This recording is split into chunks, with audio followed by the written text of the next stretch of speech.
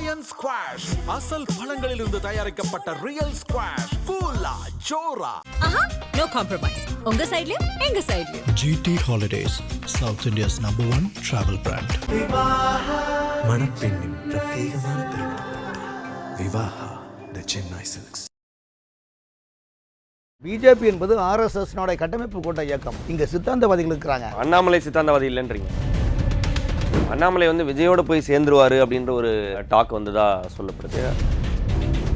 தேசிய கட்சி, தேசிய கட்சியில வந்து யாரை வந்து தலைமை கை காட்டுதோ அவங்க தான் முதல்வர். ஆமா, ஏற்கனவே முதல்வர் வேட்பாளரா தன்னை அறிவிச்சுக்கிட்டு இருக்கிறவங்களை வந்து அவங்க கூட அண்ணாமலை எப்படி கம்பேர் பண்றீங்க? அப்ப அண்ணாமலைக்கு அந்த ஆசை இருக்கு, அதை நோக்கி அவர் பாஜக செயல்படுறாரு, அதை நோக்கி வந்து ஆர்எஸ்எஸ் இயக்குறாருன்னு சொல்றாங்க. ஐபிசி தமிழ் நேயர்களுக்கு வணக்கம்.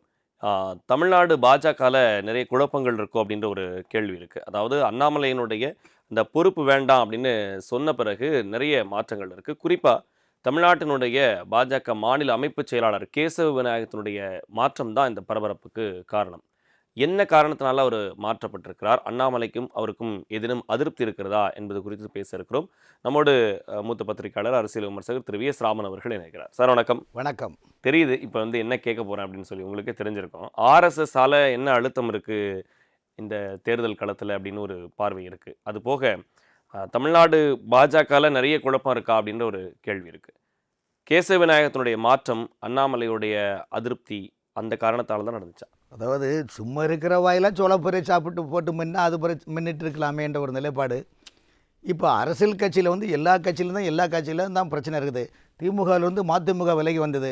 கட்சியுடைய நிலைமை என்ன? இதே ஊடகங்கள் தான் மதிமுகவை பெருசாக பில்டப் பண்ணி எல்லாம் காட்டினா கட்டத்தில் எந்த லட்சத்துக்காக வெளியே வந்தாரோ அதே மதிமுக ஒரு சீட்டுக்காக, திருச்சியில் ஒரு எம்பி சீட்டுக்காக மக்கள் நீதி மையம் என்ன நிலைமை ஆச்சோ அதே மாதிரி வைகோ கட்சியும் அந்த திமுக ஐக்கியமாகி இத்துடன் இந்த செய்தி அனைத்தும் முடிவடைந்துன்னு சொல்லிட்டு போயிட்டாங்க. எல்லாருக்கும் தமிழ்நாட்டு தேர்தலில் வந்து சட்டமன்ற தேர்தலை முன்னே வச்சு பாஜக எது அதாவது தும்முனா கூட அதை பெருசாக்கி விட்டக்கூடிய சூழ்நிலை ஊடகங்கள் இருக்குது. அதில் நீங்களும் ஐபிசி தமிழும் விதிவிலக்கு அல்ல என்பது நிலைப்பாடு. இல்லை, தொடர்ந்து வந்து அண்ணாமலையினுடைய போக்கத்தான் வந்து கவனிச்சுக்கிட்டே இருக்கிறோம். அவர் வந்து 6 தொகுதி கொடுத்து பொறுப்பாளராக இரு அப்படின்னு சொல்கிறாங்க. அது வேண்டாம் அப்படின்னு சொல்லி தேர்தல் நேரத்தில் வந்து விலகிறது, தந்தையினுடைய உடல்நிலையை காட்டி விலகிறது அப்படின்றது வந்து எவ்வளோ ஏற்கத்தகுந்த விஷயமா இருக்குது? அண்ணாமலை அவர்கள் தமிழகத்தினுடைய பாஜக தலைவராக வந்த பிறகுதான் இளம் தலைமுறைகள் மத்தியிலே மிகப்பெரிய எழுச்சி வந்திருக்குது. சரி, தமிழிசை சவுந்தரராஜன் இருக்கும்போது எழுச்சி வரல, எல்முருகன் இருக்கும்போதுடைய நிலைப்பாடு என்பது வேறு. ஆனால் அண்ணாமலை வந்த பிறகு தான் இளம் தலைமுறைகள் எப்படி நீங்கள் நடிகர் விஜய்க்கு வந்து அவருடைய ரசிகர்கள் எவ்வளோ பெரிய ஆரவாரம் ஆர்ப்பரிப்பெல்லாம் போயிட்டு இன்றைக்கி பிசில் கொடுத்து பிசில் அடிச்சாம் குஞ்சுகளான ஒரு நிலைப்பாடு வருகின்றார்களோ அந்த அடிப்படை அது வந்து ரசிகர் மட்டத்தின் நிலைப்பாடு. பாஜகவை பொறுத்தவரைக்கும் இந்த அமைப்பு என்பது ஆர்எஸ்எஸ்ஸால் கட்டமைப்பு இன்ஃப்ராஸ்ட்ரக்சர், அதாவது பில்டிங் கட்டும்போது எப்படி பேஸ்மெண்ட் ஸ்ட்ராங்காக இருக்கணுமா, 18 அதாவது செவத்துக்கு கட்டுறதுக்குன்னா ஒரு கம்பி வைக்கணும், பில்டிங் கட்டணும்னா 16 mm 18 mm மாதிரி அது ஒரு 18 mm உடைய கம்பி மாதிரி உள்ள இயக்கக்கூட்ட தான் ஆர்எஸ்எஸ் இயக்கம். அந்த ஆர்எஸ்எஸ்டைய கட்டமைப்பில் தான் இன்றைக்கி இந்தியாவில் பாஜக பயணிக்க முடியும். அப்போ தான் அது ஒரு ரிமோட் கண்ட்ரோலு. ஆர்எஸ்எஸ் இயக்கம் வந்து ஒரு ரிமோட் கண்ட்ரோல் செயல்படக்கூடிய எப்படி என்னன்னு சொல்லிட்டு அப்படிங்கும்போது வெளிக்கட்சியிலேருந்து வருவாங்க, புது கட்சியிலேருந்து வரும்போது இதுக்கெல்லாம் ரிமோட்டிங்கான செயல்படுவது ஆர்எஸ்எஸ் இயக்கம் தான். அதனால் அண்ணாமலை அவர்களுடைய நிலைப்பாடு என்பது வேறு, இன்றைக்குள்ள நிலைப்பாடு என்பது வேறு. அண்ணாமலைக்கு 6 சட்டமன்ற தொகுதி கொடுத்து பொது பொறுப்பாளர் கொடுத்தாங்க. அவர் ஏன் வேணால் அவருடைய தந்தையாருக்கு உடம்பு சரியில்லை என்ன காரணத்தை மேற்கொள் காட்டார். அதுக்கு மேலே என்ன பண்ண முடியும்னு சொல்லுங்கள், வந்து அதுக்கு மேலே என்ன சொல்ல முடியும்னு சொல்லுங்கள், நீங்களே சொல்லுங்கள். இல்லை எலெக்ஷன் டைமில் இப்படி ஒரு முடிவு எடுக்கிறாரு அவர் வந்து நீங்கள் சொல்கிற மாதிரி வந்து தமிழிசை டைமில் பெரிய பூஸ்ட் இல்லை அப்படின்னு சொல்கிறீங்க. இப்போ இவர் இருக்கும்போது வந்து எழுச்சியாக இருக்குது அப்படின்னு சொல்கிறீங்க. அப்படி இருக்கக்கூடிய ஒரு நிலையில் அண்ணாமலை இதை வேண்டான்னு சொல்லிட்டு போகிறாரு அப்படின்னு சொன்னால் அப்போ வேறு என்ன விஷயங்களை வந்து எதிர்பார்க்கிறாருன்னு ஒரு கேள்வி வருது. இல்லை, இப்போ அவர் ஒரு ஐபிஎஸ் ஆஃபீஸர் இருந்தவர், மாநில துணைத் தலைவராக இருந்தார் தமிழ்நாட்டுக்கு, இப்போ மாநில தலைவராக இருந்திருக்காரு. இந்தியா முழுவதும் அண்ணாமலை பேசும் பொருளான ஒரு நிலைப்பாடை பிஜேபியினுடைய தேசிய அளவில் அவர் பேசக்கூடிய ஒரு மனிதராக அவர் வந்திருக்காரு. இன்றைக்கி வந்து சட்டமன்ற தேர்தல் வருகின்றது. சட்டமன்ற தேர்தல் வரும்போது சில வெளியில் சொல்ல முடியாத சில ரகசியங்கள்லாம் சில அப்படி இப்படி அங்கே நீங்கள் வெளியில் சொல்ல முடியாத சில ரகசியங்கள் தான் ஊடகங்கள் தொடர்ந்து கேட்டுகிட்டே இருக்கு. ஐபிசி தமிழ்னு கேட்குது. உங்களுக்கு அதுதானே வேலை. அப்புறம் வேற என்ன, மக்களுக்கு எல்லா உண்மையும் தெரியும். நீங்க பேக் எண்ட்ல வேலை பார்க்கறத மக்களுக்கு எப்படி தெரியும்? ஒரு விஷயம் சார், பாஜக பொறுத்தவரையிலும் ஆர்எஸ்எஸ் சொல்லுது இது வந்து தனி மனித புகழாரம் கூடாது என்பது கண்டிஷன் இருக்குது. சரி, இதுக்கு ஒரு லெவல் இருக்குது, லிஸ்மென் ரேகா, இவங்களுக்கு இந்த இதுன்னு. அந்த அடிப்படையில் தான் அவங்க ஒரு லிமிட்டை தான் பண்ண முடியும் தவிர அன்லிமிட்டனுக்கு பிஜேபிக்கு இங்கே இடம் கிடையாது. அன்லிமிட்டாக போகிறவங்களுக்கு தமிழ்நாட்டில் இந்தியாவில் பிஜேபி தனி மனித புகழாரம் யாருக்கு இருந்துச்சு பிஜேபியில்? தமிழ்நாட்டில் அண்ணாமலைக்கு இருக்கா? இல்லை தனி மனித புகழாரம் போது பார்த்தீங்கன்னா அண்ணாமலை வந்து இந்த கட்சிக்கு வந்தோன்னா அவருக்குன்னு ஒரு ரசிகர் டீமை உருவாக்குனாங்க. அண்ணாமலை அன்பு கூட்டம்னு ஒரு கட்சி தொடங்கலானே ஒரு பிளான் ஆமாம், இருந்துச்சு. அன்பு கூட்டம்னு இருந்தது. அதுக்கப்புறம் அந்த மாதிரி அன்பு கூட்டம் என்பது எந்த தொலைக்காட்சியிலும் போகக்கூடாது என்ன சொன்னாலும் அதை படி ஸ்டாப் பண்ணாங்க. சரி. பட் இந்த சூழ்நிலை வர காரணம்னா திரும்ப பாருங்கள், ஆர்எஸ்எஸ் இயக்கத்தோட தலைவர் மோகன் பகவத் அடிக்கடி சொல்லுவார், இந்த இயக்கம் வந்து 1925 ஆரம்பித்தது இந்த நாட்டுடைய மக்களுக்காக, இந்துக்களின் ஒற்றுமைக்காக, இராணுவத்துக்கு நிகரான ஒரு ஒழுக்கமான ஒரு சுயநலம் இல்லாமல் ஒரு அமைப்பு தான் இந்த ஆர்எஸ்எஸ் இயக்கம். அந்த ஆர்எஸ்எஸ் இயக்கத்தில் சில கட்டுக்கோப்பு இருக்குது. கிட்டத்தட்ட 100க்கு மேற்பட்ட ஒவ்வொரு அந்த இதர அமைப்புகளும் ஆர்எஸ்எஸ் கட்டமைப்புக்குள்ள தான். அப்படி எல்லாரும் ஒரு சர்வீஸ் என்ற நோக்கில் வரும்போது அந்த இப்போ ஆர்எஸ்எஸ் இயக்கம் உங்களுக்கு தமிழ்நாட்டில் 38 மாவட்டம் இருக்குங்க. ஐயா 38 மாவட்டத்தில் குறைஞ்சபட்சம் தமிழ்நாட்டில் மட்டும் எடுத்துருங்க. ஆர்எஸ்எஸ் இயக்கத்தில் 1000க்கு மேற்பட்ட நிர்வாகிகள் இங்கே இருக்கிறாங்க. யாருக்காவது யாருன்னு தெரியுமா? யாருக்காவது இவர் யாருன்னாக்க தெரியுமா? திருமாவளவன் அவர்களோட ஒரு முறை சொன்னார், ஆர்எஸ்எஸ் இயக்கத்தில் பணிக்கின்றார்கள், அவர் என்னென்ன பொறுப்பில் யாருக்காவது தெரியுமா? தெரியாது. அப்படி இப்போ நாங்களே வெளியே சொல்ல மாட்டோம். அப்படிக்கின்ற போது 38 மாவட்டத்திலேயும் இன்றைக்கி 1000க்கு மேற்பட்ட நிர்வாகிகள் இருக்கிறாங்க. கிட்டத்தட்ட 50,000க்கு மேற்பட்ட ஷாகால் பயிற்சி பெற்ற ஆர்எஸ்எஸ் தொண்டர்கள் இருக்கிறாங்க. அப்படிப்பட்ட ஒரு இது அவங்க எந்த பதவிக்கும் நாங்கள்லாம் பார்த்தீங்கன்னா 1984 இல்லை அண்ணாமலை தன்னை வந்து தொடர்ந்து முன்னிலைப்படுத்திக்கிட்டே இருக்காரா? இப்போ உங்களுடைய அந்த ஆர்எஸ்எஸ் ரூல்ஸ்லேருந்து வந்து அண்ணாமலை வெளியில் போகிறாரா?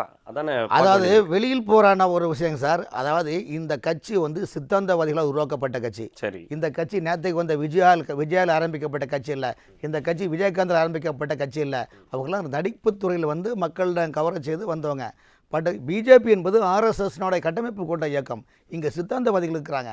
அண்ணாமலை சித்தாந்தவாதி இல்லைன்றீங்க சார். நீங்கள் பார்த்தீங்கன்னா எங்கே போய் சொருகி வருங்க பார்த்தீங்களா? அதாவது எங்கடா புட்டி பார்க்கலான்னு உங்களுடைய வேலையாக இருக்கிறான பில்டிங் கிராக் வரும்போது புட்டி பார்க்குறது, இங்கே புட்டி பார்க்குறதே இருக்கும்போது நான் இல்லை. அப்போ அண்ணாமலை வந்து சித்தாந்தவாதி இல்லையா? அதுதானே கேள்வி. அப்போ சார் மாநில தலைவராக இருந்திருக்கிறாரு, ஆர்எஸ்எஸ் கண்ட்ரோலில் இருக்குது பிஜேபின்னு சொல்கிறீங்க. ஒரு விஷயம் சார், ஆனால் வேற மாதிரி சொல்கிறீங்க. இல்லை ஒரு விஷயம் சார், பிஜேபி வந்து யாராக இருந்தாலும் தனி மனித புகழாரம் கூடாது என்ற ஒரு கொள்கை இருக்குதுன்றது. அப்போ அண்ணாமலை தனி புகழாரம் பண்ணுறாங்க. இப்போ வானதி சீனிவாசன் இருக்கிறாங்க, அவங்க ஏபிபியிலே இருந்தவங்க.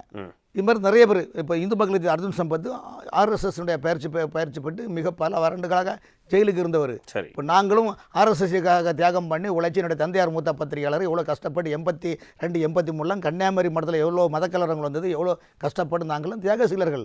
நாங்கள் பேசிக்காக ஆர்எஸ்எஸ்ஸாக இருக்கனால நாங்கள் எங்கே போய் எனக்கு பதவி கூட எங்கேயும் கெஞ்சரை கிடையாது, யார்ட்டையும் கேட்க மாட்டோம். காரணம் என்றால் எங்களுக்கு ஒரு கட்டமைப்பு இருக்குது. அந்த கட்டமைப்பை மீறி நாங்கள் ஒருபோதும் செயல்பட மாட்டோம். அண்ணாமலை விஷயத்துக்கு வர மாட்டேங்கிறீங்க. அண்ணாமலை விஷயத்தை அதான் நீங்கள் பார்த்தீங்களா, என்னதான் ஆரிய கூத்தாலும் காரியத்தில் கண்வையடா தாண்டவ கோனே என்பது நிலைப்பாடு தான் நீங்கள் வாரீங்க. சரி, சொல்லுங்கள் ஐயா. அண்ணாமலையை பொறுத்த வரைக்கும் நல்லா புரிஞ்சுருங்க. அண்ணாமலையை பொறுத்த வரையிலும் அவர் ஒரு தலைவராக இருந்து தமிழ்நாட்டு முறை ஒரு தனிக்கன ஒரு தனித்துவமான நிலைப்பாடு இருந்தது.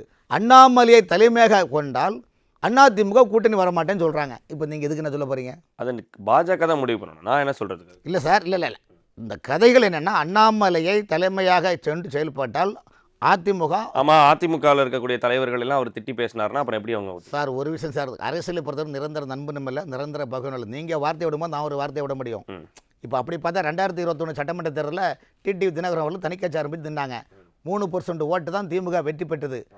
கரெக்டு தானே? 3% ஓட்டில் திமுக வெற்றி. இன்றைக்கி வந்து அமமுக வந்து பிஜேபியில் என்டிஏ கூட்டத்தில் இணைந்து செயல்பட இல்லையா? 2 பேரும் அண்ணா தம்பி இன்னும் சொல்லலையா? காலம் மாறினால் கௌரவம் மாறுமான்னு 2 பேரும் ஒரு மேடையில் அவங்க பேசலையா? ஒருமித்து கருத்துள்ள பயணிக்கு இல்லையா? அந்த அடிப்படையில் பார்க்கும்போது அதிமுக அன்னைக்குள்ள காலகட்டத்தில் எடப்பாடி அவர்களுக்கும் அண்ணாமலை அவர்களுக்கும் கருத்து இயல் ரீதியான ஒரு மோதல் உருவாகின்றது. அந்த மோதலுக்கு ஒரு முற்றுப்புள்ளி வைக்க வேணும். ஏற்கனவே 2024 அதிமுக பிஜேபியில் வந்தது. அப்புறம் என்ன சொல்ல, மதவாதி கூட கூட்டணியாக போக மாட்டேன்னு சொல்லிட்டு பிரச்சனை ஆகும்போது அன்னைக்கு அதிமுக பிஜேபி கூட்டணியாக இருந்தால் தமிழகத்தில் 10 எம்பி சீட்டு கிடச்சிருக்கும். அந்த 10 எம்பி சீட்டு கிடச்சால் ஒரு அமைச்சர் பதவியை விட கட்சிக்கு ஒரு கட்டமைப்பு தேசிய அளவில் பாஜக உருவாகி இருக்கும். அதுக்கும் இங்கே இல்லாமல் ஆகிப்போச்சு. ஸோ 2026 இன்றைக்கி இன்றைக்கி சட்டமன்ற தேர்தல் வருகின்றது. விஜய் கட்சி ஆரம்பிச்சாச்சு. இப்போ விஜய் கட்சி ஆரம்பித்தா விஜயினுடைய நோக்கம் அதிமுக கூட்டணி ஆகணும், அவருடைய மனநிலை இருக்கின்றது.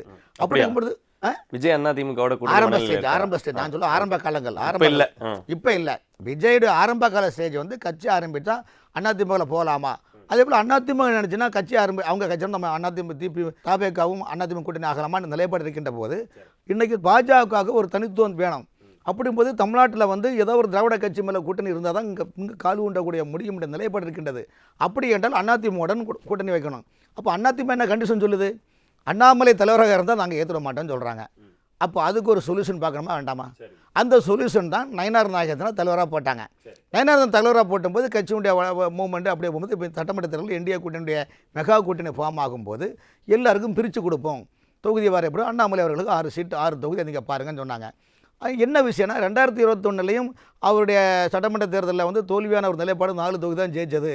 ஸோ இந்த நிலைப்பாடு எனக்கு அண்ணாமலை அவர்களுக்கு 6 சட்டமன்ற தொகுதி கொடுத்து அவர் பொறுப்பு பார்க்குற 6 தொகுதியிலையும் ஒருவேளை 6ம் அதிமுக இல்லை கூட்டணி தோல்வி அடைந்தால் சுமை யார் மீது வரும்?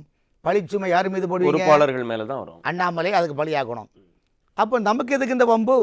இல்ல அப்போ 72 பொறுப்பாளர்கள் போட்டிருக்கிறோம் 234 தொகுதிக்கும் அப்படின்னு பாஜக சொல்றாங்க. 72 பேருக்கும் தானே அதே ஸ்ட்ரெஸ் இருக்கும். அண்ணாமலை மட்டும் அந்த ஸ்ட்ரெஸ்ல வெளியே வந்துட்டா அப்புறம் எப்படி சித்தாந்தவாதி அவரு? கோடி நட்சத்திரங்கள் இருந்தாலும் நிலவு ஒன்று தான். நிலவு தான். அண்ணாமலை இன்னும் பாஜகவோட நிலவா தான் இருக்காரா? நயினார் நாகேந்திரன் ஒரு விஷயங்கள் சார், நயினார் நாகேந்திரன் பாஜகவுடைய தமிழ்நாட்டு தலைவர். சரி. ஆனால் நயினார் நாகேந்திரன் அங்கீகாரம் பெற்ற தலைவராக இருந்தாலும் அண்ணாமலைக்கு தமிழ்நாட்டில் இன்னைக்கு மவுஸ் குறையல சார். அது நீங்கள் புரிஞ்சுடுங்க. அப்போ அந்த மவுஸால தான் கேசவ விநாயகம் மாற்றப்பட்டிருக்காரா? இப்போ கேசவ விநாயகத்தை பொறுத்த வரைக்கும் சார் கட்சியில் வந்து 3 ஆண்டு தான் பொறுப்பு. பாஜகவுடைய தமிழ்நாடு தலைவராக இருந்தவர் பொன் ராதாகிருஷ்ணன். சரி. அவரால் அடையாளம் காணப்பட்டு அவர் RSS இருந்த கேசவ விநாயகத்தை கொண்டு பொதுச் செயலராக கொண்டு போனாங்க. 15 ஆண்டு காலம் அவர் பயணிச்சிருக்கிறாரு. 11 ஆண்டு காலம். 11 ஆண்டு காலம் அவர் பயணிச்சிருக்காரு. ஏற்கனவே 2 ஆண்டுகள் முன்னாலே அவரை மாற்ற வேண்டியது. சரி. ஸோ டெல்லி முடிவெடுத்துருக்கு. சரி இருக்கட்டும்னு சொல்லியிருக்காங்க.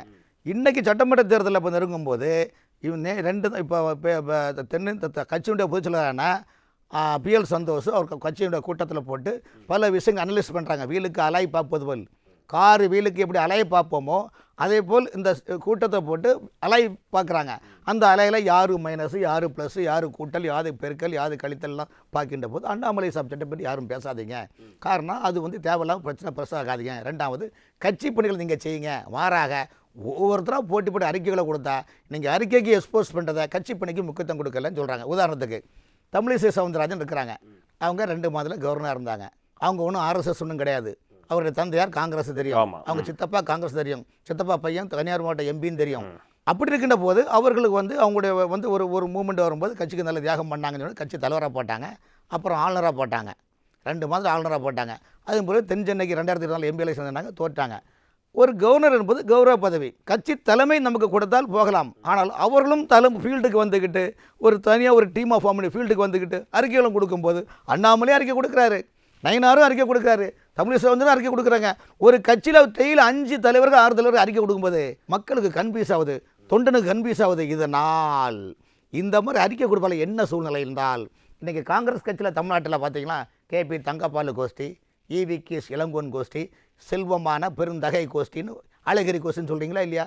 இப்போ தமிழ்நாட்டில் திமுகவில் பாருங்கள் TR பாலு கோஷ்டி, கனிமொழி அம்மையார் கோஷ்டி, ராசா கோஷ்டின்னு சொல்கிறீங்களா இல்லையா? அதே கோஷ்டி புஷல் இப்போ பாஜக தான் நான் சொல்ல வரேன். எனக்கு பேச விடுங்க. அதாவது இந்த நிலைமைகள் வருகின்றது போது இப்படி மாறி மாறி அறிக்கைகளை கொடுத்து தாங்களே எக்ஸ்போஸ் செய்யக்கூடிய நிலைமையில் இருக்கின்ற போது நீங்கள் கட்சியினுடைய அடித்தட்டினுடைய மக்களுடைய நிலைப்பாடுகளையும் பிரச்சனைகளையும் கிளப்பாமல் மக்களுடைய தொண்டர்களை வந்து சேர்க்காமல் உங்களுக்குள்ளே நமக்கு நாமே திட்டம் அறிக்கை கொடுத்த நீங்கள் பெரிய ஆகுனா அப்போ இது கட்சியா இப்படி நடத்த முடியும்னு அப்போ RSS வந்து இந்த இடத்துல வந்து ஒரு கிடுக்குப்படியே போடுறாங்க. ரைட்டு.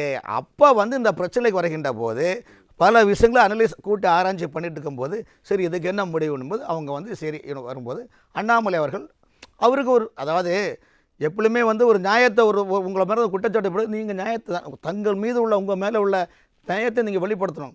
அதை வெளிப்படுத்துறதுக்காக RSS அலுவலகத்தில் வராங்க. RSS அலுவலகம் வந்து வரும்போது உடனே அங்கேருந்து எல்லா தமிழ்நாட்டில் இருக்க பல தலைவர்கள் அப்புறம் தேசிய தலைவர்கள்லாம் வந்து அங்கே பேசும்போது ஒவ்வொருத்தரும் அங்கே ஒரு பிரச்சனை ஏற்கனவே அதெல்லாம் பேசி முடிச்சாச்சு. ஃபைனலாக பண்ணும்போது RSS ஆஃபீஸில் வந்து இந்த பஞ்சாயத்து நடக்குது. இப்படி இந்தியாவில் எந்த மாநிலத்திலையுமே ஆளுங்கட்சி வட இந்தியாவில் ஃபுல்லாக இருக்குது. எங்கேயுமே போய் RSS ஆஃபீஸில் பஞ்சாயத்து பண்ண மாட்டாங்க. RSS ஆஃபீஸ் ஒன்றும் வந்து பார்த்திங்கன்னா அது இவங்க RSS ஆஃபீஸும் அறிவாலயம் ஆப் இல்லை. RSS ஆஃபீஸ் வந்து தைலாபுரம் அல்ல, RSS ஆஃபீஸு தாயகம் அல்ல, RSS ஆஃபீஸு கம்யூனிஸ்ட் கட்சி ஆப் இல்லை. இந்த தேசத்தின் புனிதமான உன்னதமான எண்ணம் கொண்ட இளைஞர்களே சங்க பணி வளர்க்க வருவீர், இறை பணியை இந்த பணி என்றே உணர்வு என்று ஆர்எஸ்எஸ் சித்தாந்தத்தை கொண்ட அந்த இயக்கம் அலுவலகத்தில் சென்று நீங்கள் கட்ட பஞ்சாயத்து பண்ணால் அப்போ ஆர்எஸ்எஸ் நீங்கள் சாதாரண இதாக சொல்லுங்கள். ஆர்எஸ்எஸ் இயக்கத்தை அவமானப்படுத்த நோக்கி ஆர்எஸ்எஸ் ஆஃபீஸ் கட்ட பஞ்சாயத்து அலுவலகம் அல்ல. சரி, அப்புறம் ஏன் கேசவ விநாயகத்தை மாத்துறாங்க? கேசவ விநாயகத்தை மாற்ற வேண்டும் என்பது ஏற்கனவே கட்சியில் வந்து அவருக்கு மேலே நிறைய அதுக்கும் அண்ணாமலை தரப்பு நிறைய புகார்கள் வருகிறது. அண்ணாமலை தரப்பு ஆட்கள் வந்து அவர் மேல வந்து கம்ப்ளைண்ட் பண்ணதாகவும் அதுக்கான நடவடிக்கையாத்தான் BL சந்தோஷ் வந்து இவரை மாத்தினதாகவும் சொல்றாங்க. ஒரு விஷயம் சார், எப்பொழுதுமே எங்கேயுமே நெருப்பு இல்லாமல் புகையாது. நெருப்பு இருந்தாலும் புகையும். அந்த அடிப்பில் வரும்போது தவறு நடந்திருக்கலாம். காரணம் என்னவென்றால் இன்னைக்கு லேட்டஸ்ட்டாக வந்த நிறைய பேருக்கு பார்த்தீங்களா தமிழ்நாடு முழுவதும் பதவிகள் கொடுத்துட்டு இருக்கிறாங்க. இன்னும் சுருக்கம் சொன்னால் கேசவனாவருடைய அக்காள் மகன் தான் தென் மாவட்டத்தில் கோல் வச்சு நிற்கின்றார், நிறைய பேர்கிட்ட பணத்தை வாங்கிட்டு போஸ்டிங் போட்டு கொடுத்தாங்கன்னு பல ரிப்போர்ட் வருகின்றது, பல தகவல் வருகின்றது. ஏன்னா அரசியல் விமர்சகர்களும் பல பத்திரிகையாளர்கள்லாம் விமர்சனம் அதெல்லாம் புகார் சொன்னாங்க. பட் நாங்கள் அதை வெளியில் சொல்லலை, சரி எதுக்குன்னு சொல்லல. ஆனால் கேசவ விநாயகத்தை மாற்ற வேண்டும் என்று அண்ணாமலையுடைய மனநிலை உள்ளது. காரணம் என்னவென்றால் அவர் தலைவராக இருக்கின்ற போது அவர் இரட்டை விதமான ஒரு எங்கள்கிட்ட ஒன்று பேசுவீங்க, நான் வெளியே போனவர் இன்னொன்று நீங்கள் இன்னொரு ஆப்ரேட் பண்ணிங்களா என்ன அர்த்தமாகும்? அப்போ ஒரு அந்த முட்டல் மோதல் இருந்தது உண்மைதான் இல்லையா சார்? திரும்ப அது வெட்டவளத்தில் இருக்கிற காங்கிரஸ் கட்சியை எப்படி உள்ளதோ அதே போல் பாஜகவில் தமிழ்நாட்டில் அதாவது ஒவ்வொரு தலைவர்களும் கொடுக்கப்பட்ட கதாபாத்திரத்தை எடுத்துக்கொண்டு நீங்கள் பணியாற்றினா ஓகே. நீங்கள் வந்து பக்கத்து வீட்டில் மீன் குழம்பு வச்சுருக்காங்க, இன்னொரு வீட்டில் சிக்கன் குழம்பு வச்சுருக்காங்க, என்ன மனம்னு சொன்னால் அங்கே தான் பிரச்சனையாக வெடிக்குது. அப்போ இந்த பிரச்சனை வந்து எது வந்து பாஜகவிலும் இன்றைக்கி இவ்வளோ ஆளுங்கட்சி வராத நேரத்தில் இவ்வளோ பிரச்சனை பண்ணி அதை தான் PL சந்தோஷ் சுட்டி காட்டுறாரு. நீங்கள் வந்து எதுக்கு கோஷ்டி பஸ்ஸில் வருது, ஏன் கோஷ்டி பஸ் வருது, உங்கள் வேலையை நீங்கள் பார்த்துட்டு பண்ணி ஏன் வருது? அப்போ என்ன அர்த்தம்? நீங்கள் மாறி மாறி உங்களுக்குள்ளே அறிக்கையில் கொடுத்து தன்னைத்தானே பிரகடனப்படுத்தி எக்ஸ்போஸ் செய்யறதுனால தான் இவ்வளோ பிரச்சனை வருது. இதற்கெல்லாம் முடிவு கொண்டு வர வேண்டும் என்று சிலவரை படித்து கண்டித்துள்ளார். அவரை மட்டுமல்ல, கேசவ விநாயகத்தை விட மாறி கிட்டத்தட்ட 4-5 பாஜக சீனியர் தலைவரிடம் பிடிச்சி கண்டிச்சிருக்காங்க. இந்த பாருங்கள் உங்கள் மேலே எவ்வளோ குற்றச்சாட்டு வருது, பாருங்கள் உங்கள் மேலே எவ்வளோ குற்றச்சாட்டு போகும். சமீப காலமாக சோசியல் மீடியாவில் எவ்வளவோ தலைவர்களை போய்ட்டு ஆபாசமான படங்கள்லாம் ரிலீஸ் ஆகுதுன்னு உங்களுக்கே பார்த்துருக்கீங்க.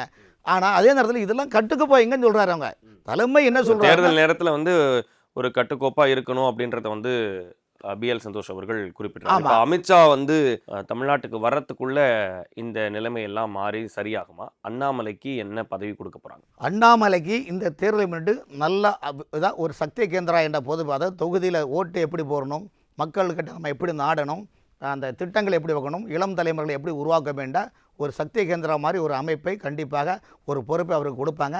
பாஜக ஒருபோதும் அவரை கைவிட மாட்டார்கள். காரணம் என்றால் இன்றைக்கி சூழ்நிலை என்னவென்றால் தமிழ்நாட்டை பொறுத்தவரையும் திராவிட கட்சிகள் ஆளும் திமுகவுடைய ஊழல் குற்றச்சாட்டை முதல் முறையாக வெளிப்படையாக ஆளுநரை சந்தித்து கொடுத்தது அண்ணாமலை தான், வேறு யாரும் இங்கே கொடுக்கல சார். தவறு செய்த மனுஷன் கிடையாது சார். ஆனால் அதே நேரத்தில் தமிழ்நாட்டில் இதுவரைக்கும் எந்த பிஜேபி தலைவரும் ஆளுங்கட்சியை போய்ட்டு ஆளுங்கட்சி தவறுகளை போய்ட்டு சுட்டி காட்டினது கிடையாது. ஏன்னா அந்தளவுக்கு அவங்க சிந்திக்கிறதும் கிடையாது. ஆனால் அண்ணாமலை ஒருத்தர் தான் முதல் முறையாக திமுகவுடைய ஊழலை கொண்டு கொடுத்தாங்க. அதுபோல் தான் டெல்லி, அதுபோல் தான் எடப்பாடி அண்ணனை இப்போ 4 லட்சம் கோடி ஊழல்னு சொல்லி ஆளுநரை கொண்டு கொடுத்துருக்காங்க இந்த அரசு மேலே. அப்போ அதை வந்து சைகை காட்டி செயல்படுத்துறதுக்கு ஒரு ஆள் தேவையா இல்லையா? அந்த ஆள் தேவையும் போது இன்றைக்கி திமுகவுடைய ஆட்டலும் அவங்களுடைய கழித்தல் கூட்டல் ஊழல்கள் எல்லாம் வெளிப்படுத்தக்கொண்டு அண்ணாமலை தான்.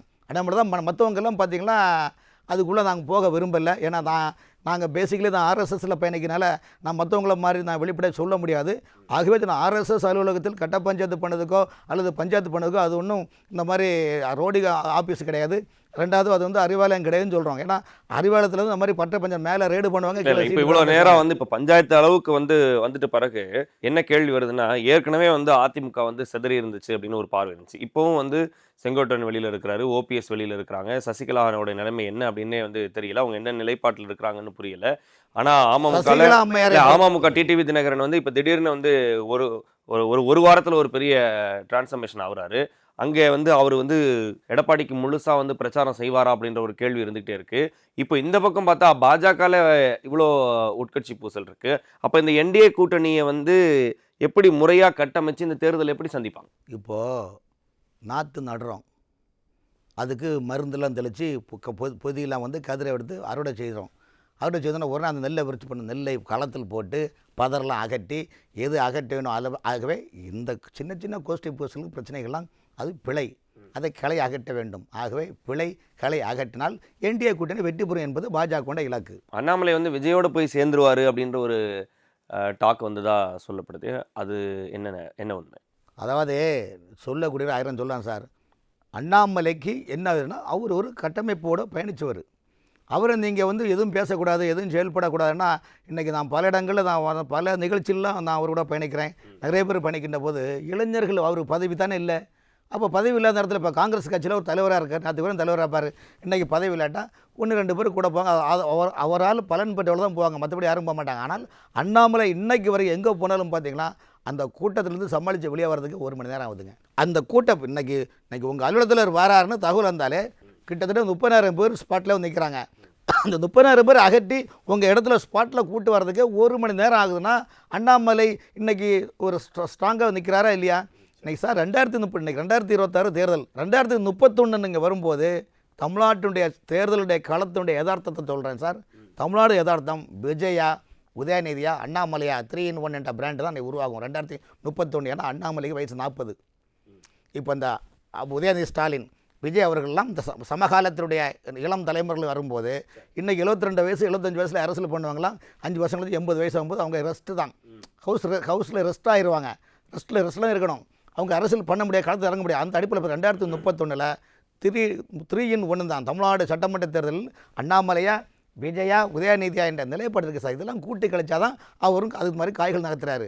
ஆனால் அவரும் அந்த அளவுக்கு நீங்கள் தான் ஆக்கிட்டீங்க. மக்கள் செல்வாக்கு அண்ணாமலை வந்து இப்போ வந்து ஒரு பக்கம் உதயநிதி ஸ்டாலின், விஜய் அப்படின்னு சொல்லிட்டு 3வது அண்ணாமலை அந்த இடத்துல வைக்கிறீங்களே, இவங்க 2 பேரும் முதல்வர் வேட்பாளர். அண்ணாமலை முதல்வர் வேட்பாளரா சார்? ஒரு விஷயம் சார், நீங்கள் இது தேசிய கட்சி, பாஜக வந்து தேசிய கட்சி, உதயநிதி மாநில கட்சி, அது குடும்ப சொத்து. சேலம் சித்த வித்தியாசாலை மாதிரி அப்பா புள்ள அதனால தான் கேட்குறேன். தேசிய கட்சியில் வந்து யாரை வந்து தலைமை கை காட்டுதோ அவங்க தான் முதல்வர். ஆமாம். அப்போ நீங்கள் வந்து ஏற்கனவே முதல்வர் வேட்பாளராக தன்னை அறிவிச்சுக்கிட்டு இருக்கிறவங்களை வந்து அவங்க கூட அண்ணாமலை எப்படி கம்பேர் பண்ணுறீங்க? அப்போ அண்ணாமலைக்கு அந்த ஆசை இருக்குது, அதை நோக்கி அவர் பாஜகவில் செயல்படுறாரு, அதை நோக்கி வந்து RSS இயக்குறாருன்னு சொல்லுங்கள். நீங்கள் இவ்வளோ தூரம் நூல் விட்டு கடைசியாக வாயிலேருந்து ஏதாவது வராத இந்த ஒரு மேட்டை வச்சு அப்படியே பந்தாடுறீங்க பார்த்தீங்களா சார்? இது டெல்லி முடிவெடுக்குன்னு சார். டெல்லி ஒரு விஷயங்களுங்க, PL சந்தோஷ் மூலமாக தான் அண்ணாமலை எங்கள் கட்சிக்கு வந்தார். அப்போ PL சந்தோஷ் வந்து கண்டிப்பாக அண்ணாமலைக்கு ஒரு களத்தை அமைச்சு கொடுக்கணும், அவர் மனசில் இருக்க தான் செய்யும். அதே நேரத்தில் களை எடுக்க வேண்டியது தலைமையுடைய நிலைப்பாடு. அந்த நிலைப்பாட்டில் வரும்போது இன்றைக்கி வந்து நாளைக்கு இன்றைக்கி அரசியல் சூழ்நிலை சார். இன்றைக்கி பிஜேபி நோட்டாவில் மீற தாண்டாதுன்னு சொன்னாங்க, பிஜேபி வராதுன்னு சொன்னாங்க. இன்றைக்கி திமுகவும் காங்கிரஸும் கம்யூனிஸ்ட் கட்சியும் இன்றைக்கி முழுக்க எல்லா மேடைக்கு மேடை பிஜேபி வச்சேன்னு அவங்க பிரச்சாரம் நடக்குது. பிஜேபி வந்துடுவான், கால் பண்ணிடுவான், சிறுவாய் மக்களே ஓட்டு போடாதீங்கன்னு சொல்கிறாங்களே இல்லையா? அப்படி இருக்கின்ற போது காலம் கடிந்து மடியில் விழுக்கின்ற போது கண்டிப்பாக 2031 சட்டமன்ற தேர்தலில் நீங்கள் பார்த்தீங்கன்னா, இந்த தேர்தலை விட்டுங்க, அடுத்து 2030 சட்டமன்ற தேர்தலில் தமிழ்நாட்டில் 3 ஸ்டார்கள், 1 ஸ்டார், 2 ஸ்டார், 3 ஸ்டார் அண்ணாமலையா, உதயநிதியா, விஜய் என்ற பிராண்டு தான் உருவாகும். இதை காரணம் இன்றைக்குள்ள அந்த மூமெண்ட்டு கலை யதார்த்தத்தை சொல்கிறோம். ஆகவே தான் பாஜக வந்து அண்ணாமலையை விட்டு கொடுக்காது. காரணம் என்றால் இளம் தலைமுறைகள், இளைஞர்கள் தமிழ்நாட்டில் வந்து அண்ணாமலை வருவாரா வரமாட்டாரா, இருந்தாலும் அண்ணாமலையை விட ஏக்கத்தண்ணி எங்கே போனாலும் ஏழை எளிய மக்கள் அவர் தானே கேட்குறாங்க. ஐயா இந்த பிரச்சனை அவர் இல்லாட்ட நின்று பேசுகிறா இல்லையா? 2வது ஒன்று அவர் மேலே உழவு சார். அதாவது யாரும் நீங்கள் யாரும் சுத்தமான கை சுகாதாரம் என்னன்னு சொல்ல முடியாது. அப்படி பார்த்தா நீங்கள் அத்தனை பேரும் உத்தமர் தானே சொல்லுங்கள், உங்கள் ஆசையை நெஞ்சை தொட்டு பார்த்து சொல்லுங்கள் சொன்ன மாதிரி எல்லாரும் ஏதோ ஒரு சைடில் தவறு பண்ணாத மனுஷன் கிடையாது. ஆனால் அதுக்கு ஒரு லெஸ்மென் ரேகா உண்டு. அதுக்காக தான் பாஜக RSS இயக்கம் சொல்லுது, தனி மனித புகழாரம் இங்கு கூடாது, அதுக்கான சில வரமுறை, அதுக்கான சென்சார் போர்டு, அதுக்கான லெஸ்மென் ரேகா தான் பாஜக செயல்படுகின்றது. ஆகவே இந்த லெஸ்மென் ரேகா, இந்த சென்சார் போர்டெல்லாம் தமிழக பாஜகவில் சலசலப்புலாம் வரக்கூடாது. நாமளும் தேசிய அளவில் பயணித்து கொண்டு தமிழ்நாட்டையும் இலக்கை நோக்கி பயணிக்க வேண்டும். ஆளுங்கட்சி அதிமுக பிஜேபி சேர்ந்து கூட்டணி ஆட்சி 2026 சட்டமன்றத்தில் வர வேண்டும் என்ற பிஜேபியுடைய தொலைநோக்கு எண்ணத்தால் தான் PL சந்தோஷ் அவர்கள் இங்கு பல விஷயங்களை பேசி கிளிப்பிள்ளைக்கு புத்திமதி சொன்னபடி சொல்லி களை எடுத்துள்ளார் என்பது என்னுடைய பதிவு. கண்டிப்பாக. சரி, இப்போ வந்து மூத்த தலைவர்களுக்கெல்லாம் வந்து PL சந்தோஷ் வந்து அட்வைஸ் பண்ணிட்டு போயிருக்காரு அப்படின்னு சொல்லியிருக்கீங்க. தொடர்ந்து களத்தில் என்ன நடக்குது அப்படின்றத பொறுத்திருந்து பார்க்கலாம். நிகழ்ச்சியில் இணைந்து உங்களுடைய கருத்துக்களை பகிர்ந்தமைக்கு நன்றி சார். வணக்கம். லயன் ஸ்குவாஷ் அசல் பழங்களிலிருந்து தயாரிக்கப்பட்ட ரியல் ஸ்குவாஷ் ஃபுல்லா ஜோரா. No compromise. உங்க சைடுலயும் எங்க சைடுலயும். GT Holidays, South India's #1 travel brand. மணப்பெண்ணின் பிரத்யேகமான திருமணம் விவாஹா தி சென்னை சில்க்ஸ்.